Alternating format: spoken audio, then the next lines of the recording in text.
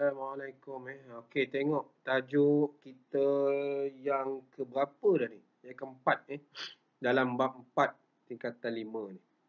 Sambungan daripada tajuk yang cikgu dah bagi 2 hari lepas yang kita berhenti di Kampung Tondau, Lahad Datu ni.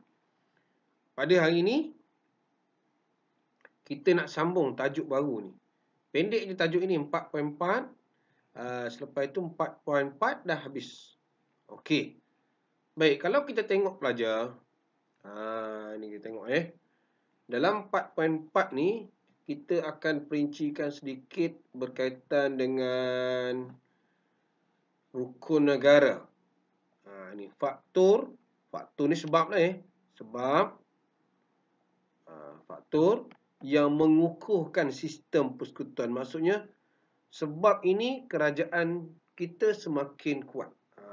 Bagi pelajar yang tidak faham Baik. Kalau kita tengok di sini, dia kata apa? Kekukuhan sistem ini berkait dengan ini cikgu kata rukun negara ni. Konsep keluhuran perlembagaan.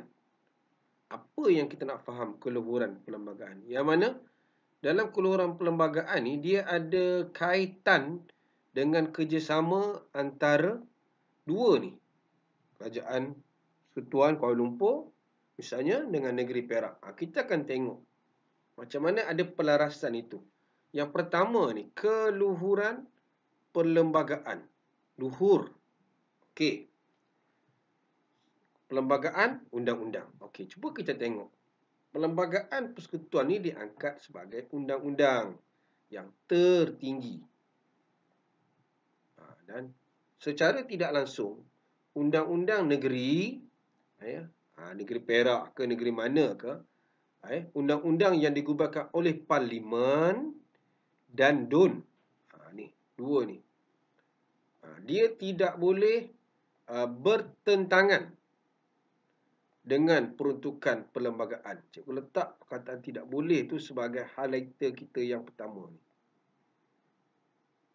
Tidak boleh. Kaitan dengan perlembagaan. Bermaksud kalau undang-undang negeri dia boleh terbatal. Kita nampak sini, Parlimen dan DUN tidak boleh mengubah undang-undang yang bercanggah. Kerana apa? Sebab apa? Kerana, ini kita kena jelas perlembagaan persekutuan dia rujukan utama. Kita nak rujuk mana? Takkan nak rujuk kerajaan negeri kan? Negeri tak sama.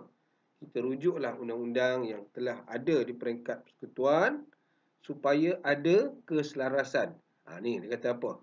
Perlembagaan persekutuan menjadi rujukan apabila tidak berlaku ketidakselarasan antara negari dan persekutuan. Maksudnya kita kena rujuk.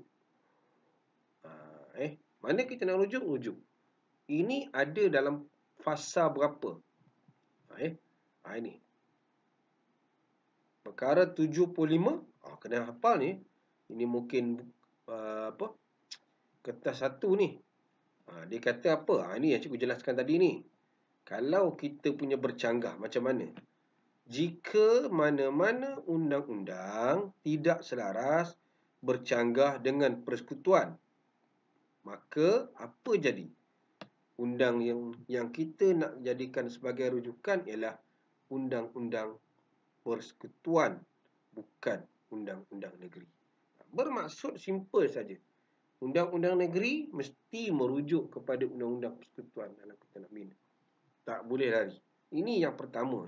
Itu sebab kita tengok nota yang cikgu tengok dalam grup pelajar cukup menarik. Kita nampak kan?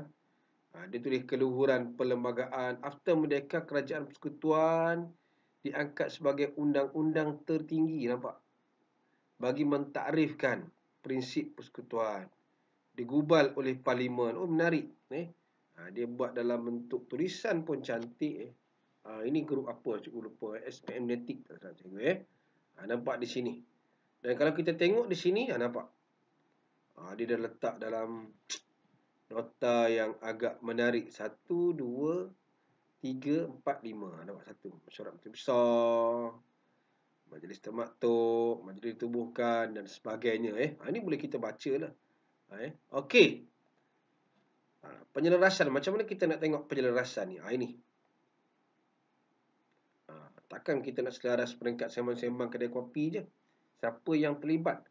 Penyelarasan ni, dia melibatkan, antara kerajaan persekutuan dan kerajaan ini, mesyuarat menteri-menteri besar dan ketua menteri.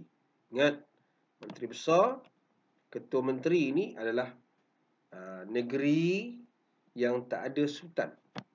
Yang mana ketuanya ialah yang dipertua. Kita, ketua negeri adalah sultan.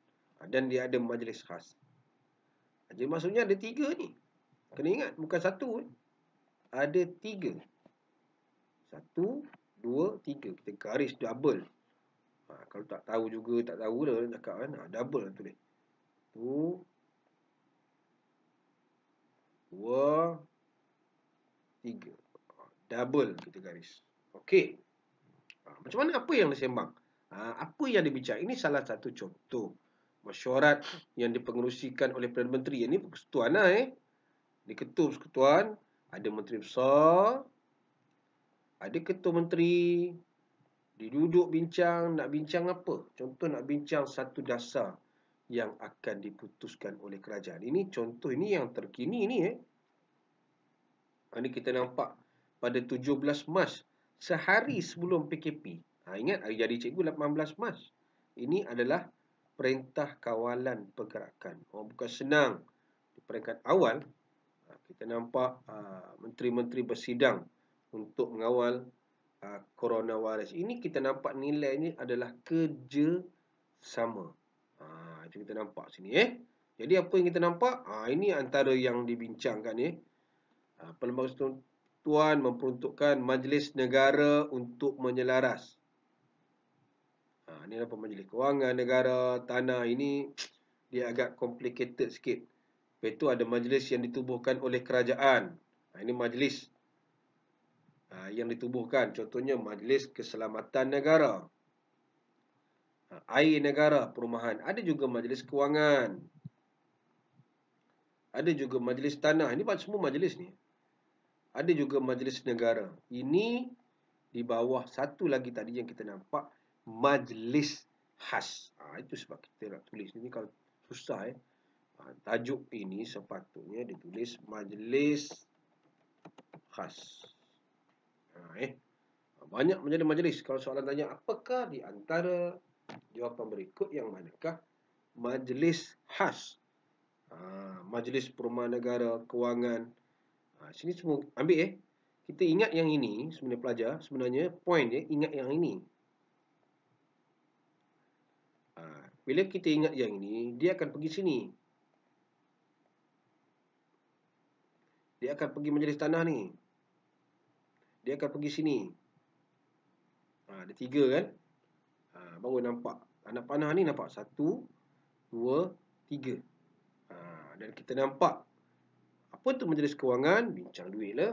Majlis tanah, kegiatan pelombongan, perhutanan. Majlis negara, membangunkan kerajaan tempatan. Kita dah bincang kerajaan tempatan kan? Majlis daerah, majlis raya dan sebagainya. Jadi kalau kita tengok di sini, dia secara tak langsung ni apa nilai kita nampak? Ini nilai. Dalam sejarah ni kita kena tengok nilai.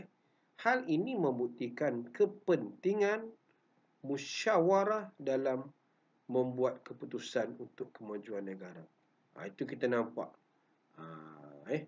Juga di sini juga nilai yang ini yang pertama. Yang kedua ialah kita nampak di sini ialah bawah sikit ni, sejak mereka prinsip persekutuan menyumbang kepada kestabilan hubungan stabil antara negeri yang memberi manfaat kepada kerajaan. Kita letak sini 2. Apa yang kita dapat? Yang ketiga apa? Keluar lagi. Yang ketiga ialah mewujudkan kerjasama untuk mencapai kemajuan dalam pelbagai bidang. Tarik sini. Nombor 3. Kerjasama. Okey. Turun lagi. Ada lagi.